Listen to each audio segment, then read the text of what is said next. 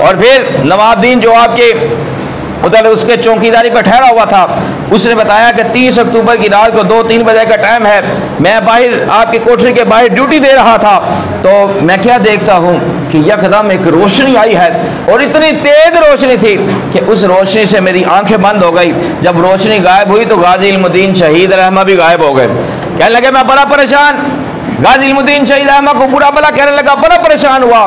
कहने लगे जब 4 बजे का टाइम हुआ वही रोशनी वापस आई तो मैं क्या देखता हूँ, गाजी इल्मुद्दीन शहीद अहमद बैठकर अल्लाह का जिक्र कर रहे हैं।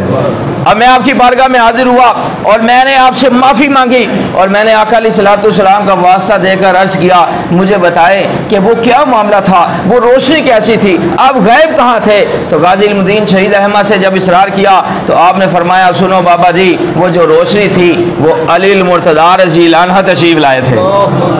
बताएं जिनके पास शेर खुदा अमीरुल मोमिनीन हज़रत सैयदना अली मुर्तज़ा रज़ियल्लाहु अन्हु हसनैन करीमैन के अब्बा जान तशरीफ लाए, बताएं उनका कितना मुकाम मर्तबा होगा।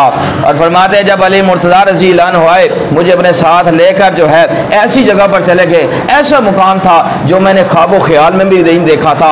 फरमाते हैं फिर मुझे बारगाह मुस्तफ़ा अलैहिस्सलाम में हाजिर कर दिया, सामने आका पाक अलैहिस्सलाम तशरीफ फरमा है। गाजी इल्मुद्दीन शहीद अहमद फरमाते हैं आका अलैहिस्सलाम तशरीफ फरमा है और हुज़ूर पाक सल्लल्लाहु अलैहि वसल्लम ने जब मुझे देखा तो मुझे अपने नुरानी सीने मुबारक के साथ लगा लिया।